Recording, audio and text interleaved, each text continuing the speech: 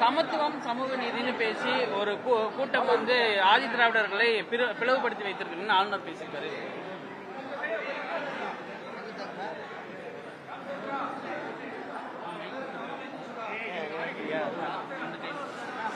ஆளுநர் RN ரவி அவர்கள்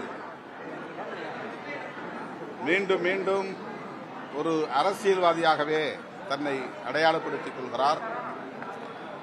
ஆளுநர் என்கிற பொறுப்பை மறந்து அவர் பேசுவதும் செயல்படுவதும் நீடிக்கிறது. தலித்துகளை வலதுசாரிகளின் பக்கம் கவர்வதற்காக, குறிப்பாக RSS BJP தரப்பை நோக்கி ஈர்ப்பதற்காக அடிக்கடி அவர் தலித்துகளை பற்றியும் பேசுகிறார். தலித் ஒருவர் முதல்வராக வேண்டும் என்பது அப்பாவி தலித்துகளை வளைத்து போடுவதற்கான ஒரு சூது சூழ்ச்சி.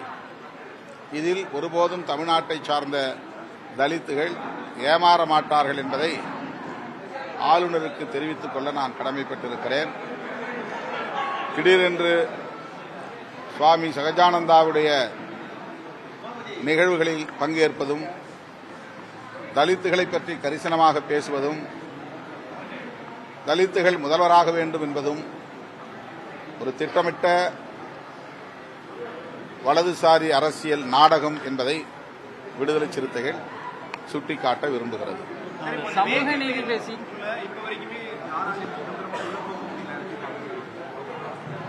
வேங்கவேல் கிராமத்தில் தங்களுக்கு இழைக்கப்பட்ட அநீதியை எதிர்த்து அறவழியில் அந்த கிராமத்தை சார்ந்த மக்கள் போராடி வருகிறார்கள்.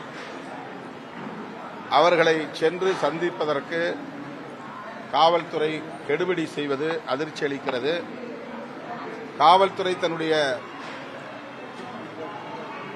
இந்த கெடுபிடி நடவடிக்கைகளை கைவிட வேண்டும் என்று வலியுறுத்துகிறேன். தமிழ்நாடு அரசுக்கும் வேண்டுகோள் விடுக்கிறேன். சமூக நீதி சமத்துவம்னு பேசி ஆதி திராவிடர்களை வந்து பிளவுபடுத்தி வைத்திருக்கிறார்கள் அப்படின்னு தமிழகத்தில் பிளவுபடுத்தி வைத்திருக்கிறார்கள் ஆளுநர் பேசியிருக்கார். சமூக நீதி சமத்துவம் என்று பேசுகிற இயக்கம் விடுதலை சிறுத்தைகள் கட்சி. விடுதலை சிறுத்தைகள் கட்சி ஆளுநர் அவர்களை தொடர்ந்து அம்பலப்படுத்தி வருவதனால் அவர் ஆதிதிராவிட மக்களிடமிருந்து விடுதலை சிறுத்தைகளை அந்நியப்படுத்த வேண்டும் என்கிற உள்நோக்கத்தோடு இதை பேசுவதாக நான் கருதுகிறேன். அவருடைய முயற்சி பலிக்காது. செய்திகளை உடனுக்குடன் தெரிந்து கொள்ள உடனே சப்ஸ்கிரைப் பண்ணுங்க.